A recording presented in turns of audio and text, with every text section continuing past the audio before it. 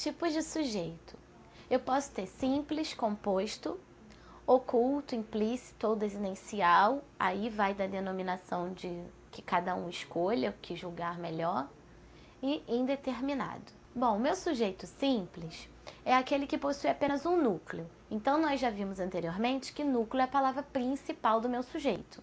É sobre aquela palavra que o resto da oração está dando uma informação, está falando alguma coisa. Então, eu tenho lá, como exemplo, o dia está quente. O que está quente, né? O que a oração está falando que está quente? O dia. Então, ela está trazendo uma informação que o dia está quente. Então, o dia é o meu sujeito. Dia, que é a palavra mais importante, será o núcleo.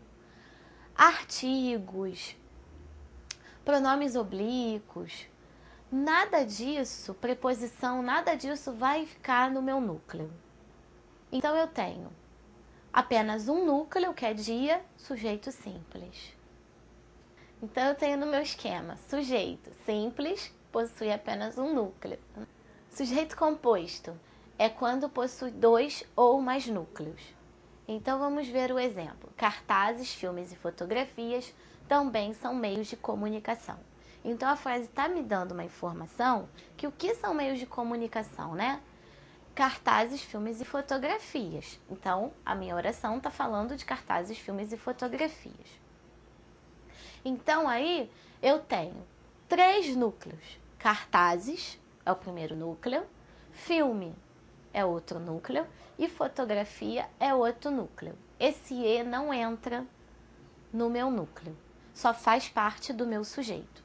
Então, eu tenho 3 núcleos dentro desse sujeito. Então, sujeito composto.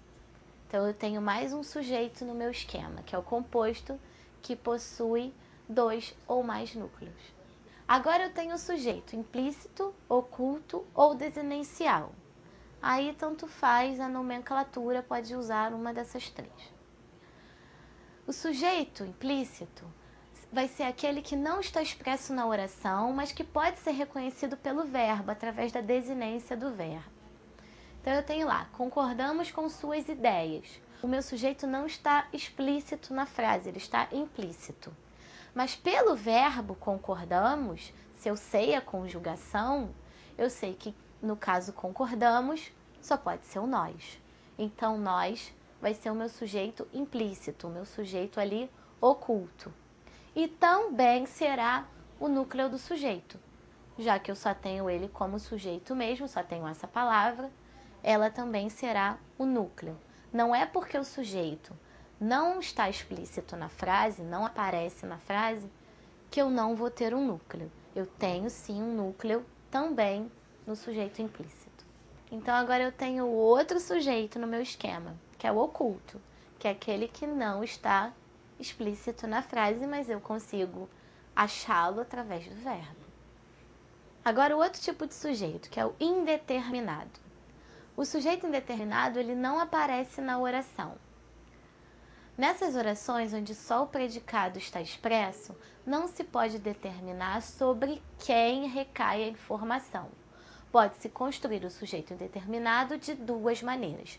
Então, o sujeito indeterminado eu não consigo identificar nem através do verbo.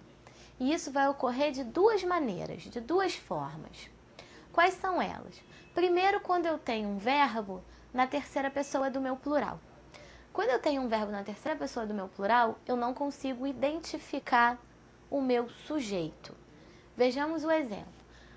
Mandaram os acidentados para o hospital. Mandaram é um verbo que está na terceira pessoa do plural.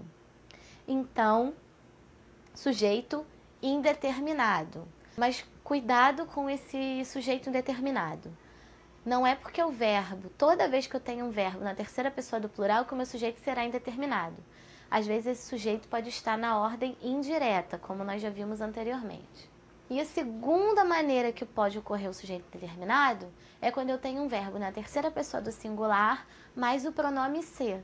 Então eu tenho lá, precisa-se de carpinteiro. Verbo na terceira pessoa do singular, mais ser. Então eu tenho sujeito indeterminado, com verbo na terceira do plural ou terceira do singular, mais pronome ser. Precisa-se de carpinteiros. verbo terceira pessoa do singular mais pronome ser. Então eu tenho mais um sujeito, o indeterminado, que eu posso ter colocando o verbo na terceira do plural ou com o verbo na terceira do singular mais o pronome ser. Quer fazer a falha nossa agora? Nossa, não tá... Ih, tá gravando. Você, Mayara, não vai ter falha nossa minha pra colocar, porque a aula é muito grande.